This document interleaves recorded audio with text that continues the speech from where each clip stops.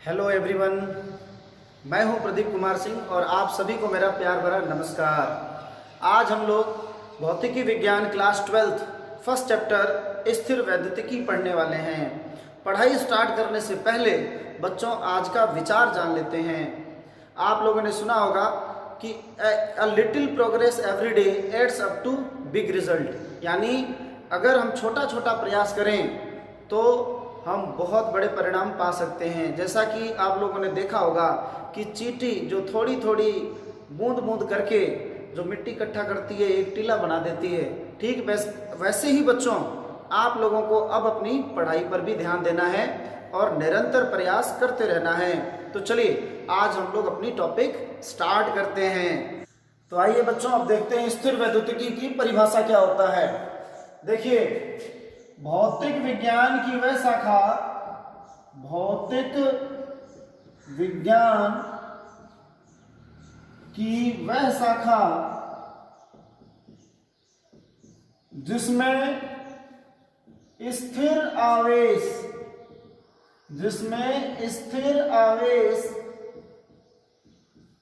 तथा उसके प्रभाव के कारण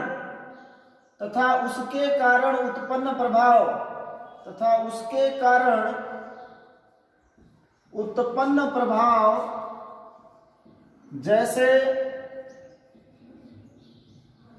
विद्युत क्षेत्र,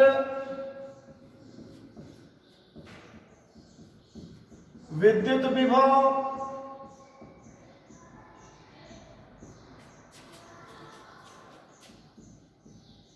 विद्युत द्विध्रुव, आघूर्ण इत्यादि का अध्ययन किया जाता है,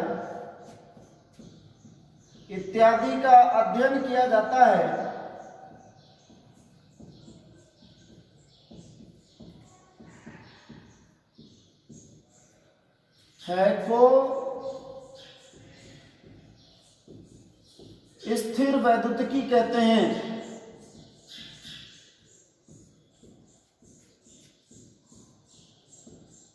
तो बच्चों आप लोगों ने देख लिया कि स्थिर वैद्युतिकी क्या है।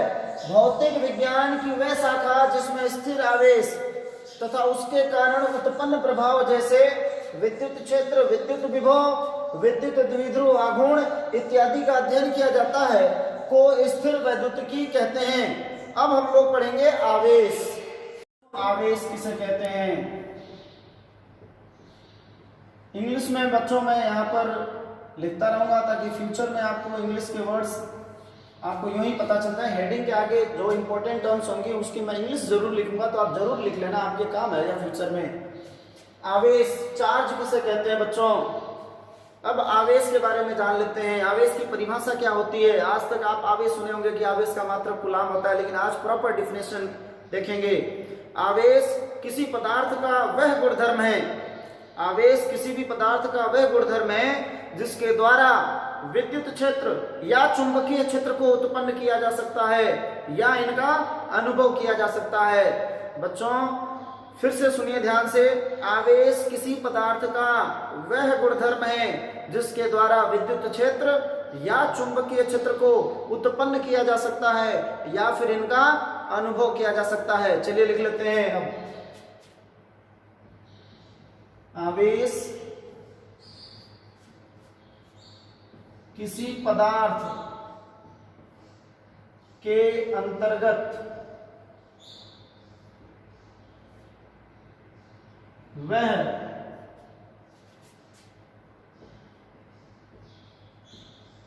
गुणधर्म है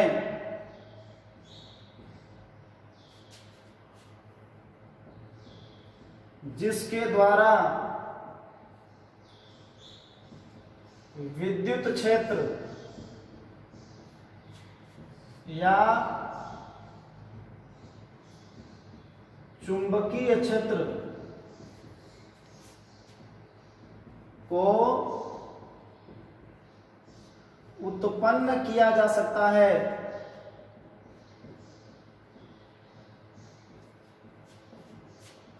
या फिर इनका अनुभव किया जा सकता है।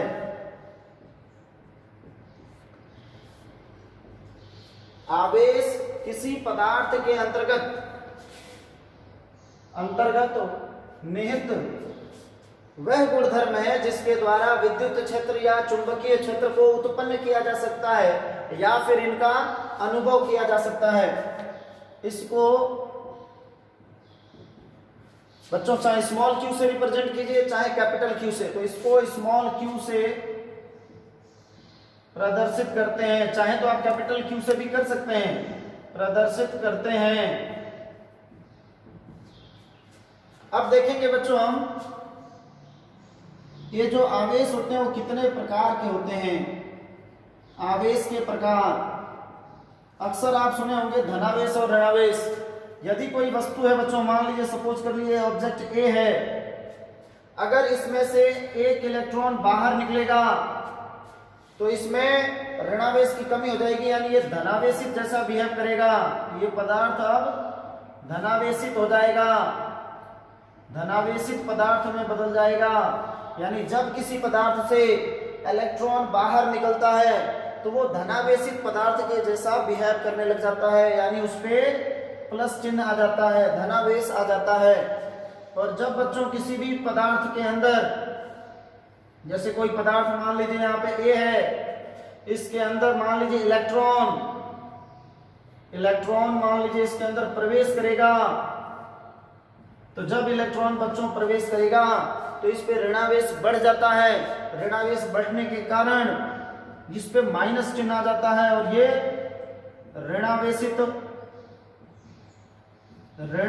पदार्थ जैसा बिहेव करेगा, ऋणावेशित पदार्थ जैसा यह व्यवहार प्रदर्शित करेगा। यानी जब किसी पदार्थ से इलेक्ट्रॉन बाहर निकलेगा बच्चों तो धनावेशित पदार्थ जैसा बिहेव करेगा, और जब किसी पदार्थ के अंदर इलेक्ट्रॉन प्रवेश करेगा तो वह ऋणावेशित पदार्थ के जैसे व्यवहार प्रदर्शित करेगा। यानी आवेश कितने प्रकार के होते हैं बच्चों? दो प्रकार के। पहला हो गया बच्चों धनावेश और दूसरा हो गया बच्चों ऋणावेश।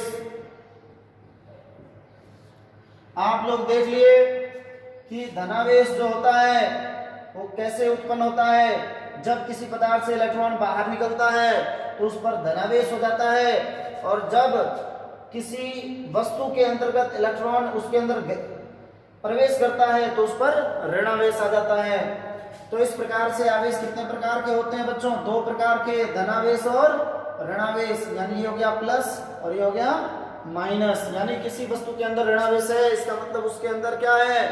इलेक्ट्रॉन की क्या है? अधिकता है। और अगर किसी वस्तु पर धनावेश है, इसका मतलब क्या है? उस पर इलेक्ट्रॉन की कमी है। यानी इलेक्ट्रॉन किसी वस्तु पर इलेक्ट्रॉन की कमी के कारण जो आवेश उत्पन्न होता है उसे हम धनावेश कहते हैं, और किसी वस्तु में इलेक्ट्रॉन की अधिकता के कारण, यानी जब इलेक्ट्रॉन उसके अंदर क्या हो जाएगा? बढ़ जाएगा, तो उसके कारण ऋणावेश उत्पन्न होता है। अब आगे हम देखेंगे कि आवेश के व्यवहार के बारे में, आवेश के व्यवहार के बारे में हम लोग चर्चा करेंगे। अब देखिए आप लोग कि यदि कोई आवेश सपोज कर लीजिए Q है, रेस्ट में है, यानी उसकी वेलोसिटी क्या है? 0 है। इस समय V बराबर 0 है, यानी आवेश विरामावस्था में है। ये आप इंपॉर्टेंट करके लिख लीजिए स्टार लगा के। यदि कोई आवेश Q 0, उसकी वेलोसिटी क्या है? 0 है, यानी आवेश विरामावस्था में है। इसका मतलब वह केवल विद्युत क्षेत्र को उत्पन्न करेगा, इलेक्ट्रिक फील्ड को उत्पन्न करेगा। इलेक्ट्रिक फील्ड यानी विद्युत क्षेत्र को हम E से रिप्रेजेंट करेंगे बच्चों। यदि कोई आवेश नियत वेग से गतिशील है, v नियत है, कांस्टेंट है, इसकी वेलोसिटी नियत है, तो इसका मतलब इसके अंदर जो त्वरण होगा बच्चों, एक्सेलरेशन होगा, वो 0 होगा। इस समय आवेश समान चाल से गति करेगी, और जब एक समान चाल से बच्चों आवेश गति करेगी तो वो आवेश विद्युत क्षेत्र के साथ साथ चुंबकीय क्षेत्र भी बच्चों उत्पन्न करेगी।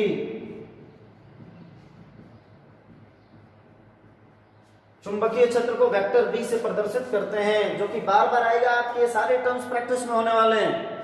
अब यहां पर ध्यान दीजिए, यदि कोई आवेश रेस्ट में है, विरामावस्था में है, तो ये विद्युत क्षेत्र कैपिटल ई को प्रदर्शित करेगा, उत्पन्न करेगा। और यदि कोई आवेश नियत वेग से गतिशील है, यानी उसके अंदर त्वरण जो है वो 0 है, आवेश एक समान चाल से गति कर रहा है, तो आप देख लीजिए वो विद्युत क्षेत्र वेक्टर ई और चुंबकीय क्षेत्र वेक्टर बी को उत्पन्न करेगा। और यदि कोई आवेश बच्चों त्वरित गति कर रहा है, एक्सेलरेशन 0 के बराबर नहीं है, एक्सेलरेशन 0 के बराबर नहीं है, यानी त्वरण 0 के बराबर नहीं है, यानी इसका वेग जो है, यहां चाल के जगह पे आप एक समान वेग से गति कर रहा है, ऐसा सपोज कर लीजिए। यहां पर वेग भी नियत नहीं होगा, तभी त्वरण 0 नहीं होगा, यानी त्वरित गति करेगा।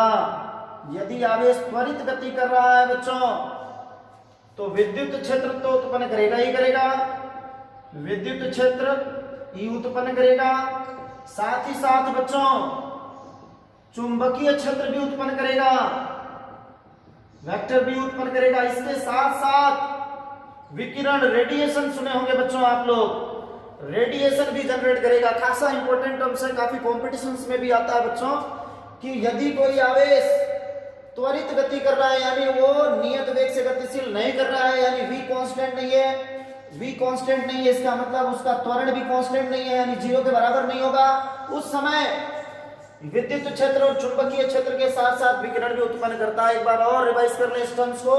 यदि कोई आवेश गति नहीं कर रहा है, विरामावस्था में है, तो वो बच्चों विद्युत क्षेत्र उत्पन्न करेगा।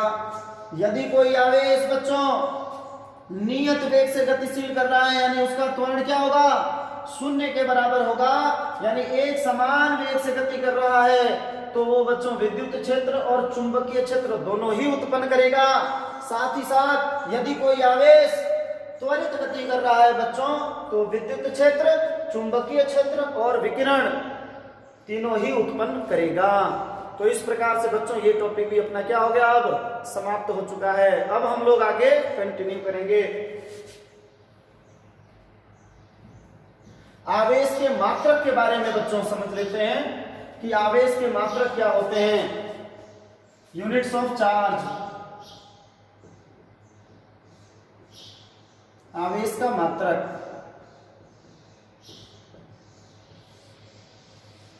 आवेश को बच्चों यहाँ पे Q से रिप्रेजेंट किया गया, स्मॉल q से, आप चाहे तो कैपिटल Q भी ले सकते हैं।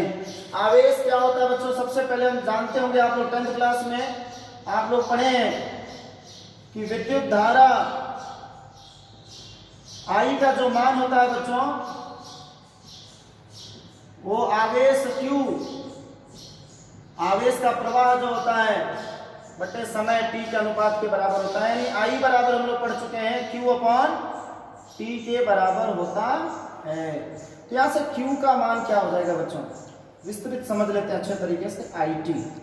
अब यहाँ पे Q का मान क्या हो गया बच्चों, I इंटू टी। अब इसका SI मात्रक देखेंगे बच्चों, आवेश का SI मात्रक, जो विद्युत धारा होता है बच्चों I से रिप्रेजेंट किया जाता है, इसका मात्रक क्या होता है बच्चों, एम्पियर होता है। विद्युत धारा का मात्रक होता है बच्चों एम्पियर, जिसको हम A से रिप्रेजेंट करते हैं। और समय का मात्रक क्या होता है बच्चों, समय का मात्रक होता है सेकंड, इसको हम स्मॉल s से प्रदर्शित करेंगे। तो हो जाएगा अपना बच्चों ampere into second. Ampere into second को ही बच्चों कूलाम कहते हैं, और कूलाम को बच्चों हम C से रिप्रेजेंट करते हैं। अब कूलाम का नाम आते ही बच्चों APJ अब्दुल कलाम का भी नाम याद आता है, जो काफी साइंटिफिक नाम है। यानी हिंदुस्तान में, अपने भारतवर्ष में अगर विज्ञान आज जिस स्थिति में है, जितनी उन्नत स्थिति में है, तो इसमें अपने APJ अब्दुल कलाम जी का बहुत बड़ा योगदान है बच्चों। तो मैं उम्मीद करता हूं कि उनके गुणधर्म भी आप अपने अंदर लाएंगे। यहाँ पर Q का SI मात्रक देखिए क्या हो गया बच्चों, एम्पियर इंटू सेकेंड हो गया। एम्पियर इंटू सेकेंड को क्या बोलेंगे बच्चों, कूलाम बोलेंगे। कूलाम को किससे रिप्रेजेंट करेंगे बच्चों, C बोलेंगे। यानी आवेश का SI मात्रक क्या होगा बच्चों, कूलाम होगा। चलिए अन्य मात्रक भी देख लेते हैं।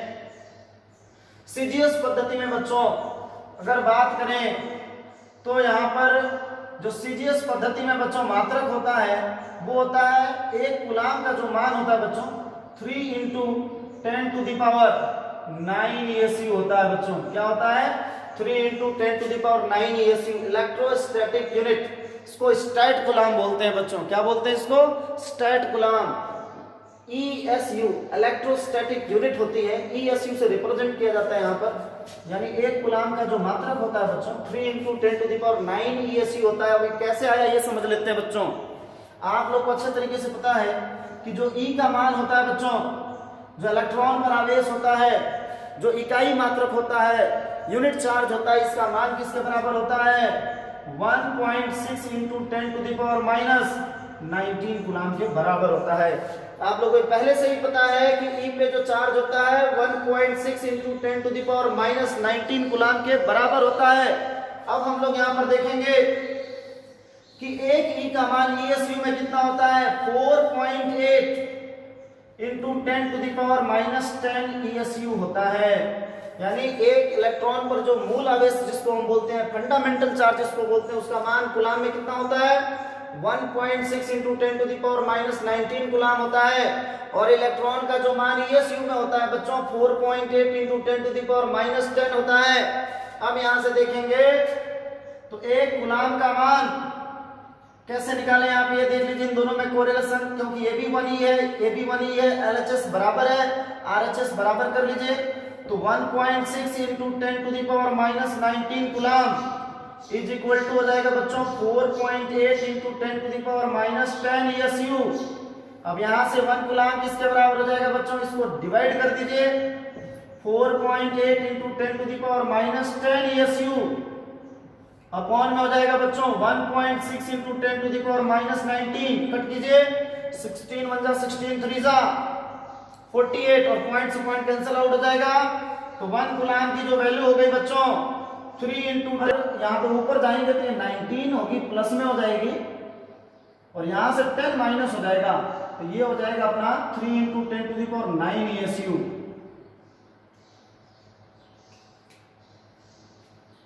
तो यहां से हम लोगों ने क्या देख लिया बच्चों, SI मात्रक जो होता है कूलाम का, SI मात्रक वो किसके बराबर हो गया, कूलाम के इक्वल हो गया। और एक कूलाम किसके बराबर आ गया बच्चों, 1 कूलाम आ गया 3 इंटू 10⁹ ESU। बिल्कुल याद रह जाएगा आपको। अब एक अनदर यूनिट देखेंगे बच्चों, यहां पे कुछ अन्य मात्रकों को भी देख लेते हैं जो इंपॉर्टेंट होते हैं। यहां पर देखिए आप लोग, जो अन्य मात्रक है यहां पर एक कूलाम बराबर आप लोग देख चुके हैं यहाँ पर 3 इंटू 10⁹ ESU। इसके बाद हम लोग देखेंगे यहाँ पे EMU। EMU क्या होता है बच्चों, 1 EMU electromagnetic unit, electromagnetic unit विद्युत चुंबकीय मात्रक। अब ये किसके बराबर होता है बच्चों, 3 इंटू 10⁻10 ESU के बराबर होता है। इसका मतलब क्या हो गया, इस वैल्यू के 10 गुना ज्यादा है, यानी इसमें 10 से गुणा करा दें तो इधर भी 10 से गुणा हो जाएगा, यानी ये 10 कूलाम के बराबर होता है। तो यहां से अपने को पता चल गया बच्चों कि 1 EMU जो होता है 3 इंटू 10⁻10 ESU, और यही बराबर होता है 10 कूलाम के। बेसिक कंसेप्ट हैं जो आपको ध्यान में रखने हैं। साथ ही साथ एक और कॉमन यूनिट है बच्चों, फैराडे। फैराडे के नाम पे बच्चों F लिख दिया गया है, F को हम यहां पर बोलेंगे फैराडे। तो एक फैराडे में कितना होता है बच्चों, 96,500 कूलाम होता है बच्चों। 1 faraday is equal to 96,500 coulomb. तो यहां से हम लोगों ने देख लिया SI मात्रक क्या होता है, कूलाम होता है। CGS यूनिट में ESU होता है 3 इंटू 10⁻9 ESU होता है। EMU में क्या होता है 3 × 10⁻10 ESU, और यही बराबर होता है बच्चों 10 कूलाम के बराबर होता है। 1 फैराडे किसके इक्वल होता है बच्चों 96,500 कूलाम के बराबर होता है। तो आज हमने अपने बेसिक कंसेप्ट में क्या क्या सीख लिया बच्चों कि स्थिर वैद्युतिकी क्या होता है, साथ ही साथ बच्चों हमने और क्या देख लिया है कि आवेश क्या होता है, आवेश की परिभाषा क्या होती है, आवेश कितने प्रकार के होते हैं, आवेश कैसे उत्पन्न होते हैं। आप लोगों ने यह भी देखा कि इलेक्ट्रॉन की कमी के कारण धनावेश और इलेक्ट्रॉन की अधिकता के कारण ऋणावेश उत्पन्न होता है। साथ ही साथ आप लोगों ने क्या देख लिया कि आवेश के मात्रक क्या क्या होते हैं। तो बच्चों आज की जो अपनी बेसिक फंडामेंटल क्लास थी आज हम यही समाप्त करेंगे। फिर अगले एपिसोड में यानी पार्ट 2 में ये बेसिक फंडामेंटल इंट्रोडक्शन क्लास थी अपनी, अपने दोस्तों मित्रों को जरूर बताएं कि आने वाली क्लासेस काफी शानदार होने वाली है। उनको लाइक सब्सक्राइब कर दें।